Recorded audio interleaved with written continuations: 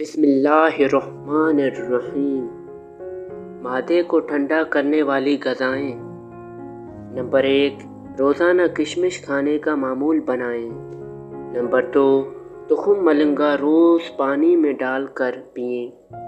Number 3، اسپنگول کا چھلکا روز پانی میں ڈال کر پئیں۔ نمبر 4، روزانہ کھانے سے پہلے 1 عدد کھیرا کھائیں۔ نمبر 5، کھانے میں لوکی کی سبزی کا استعمال زیادہ سے زیادہ کریں۔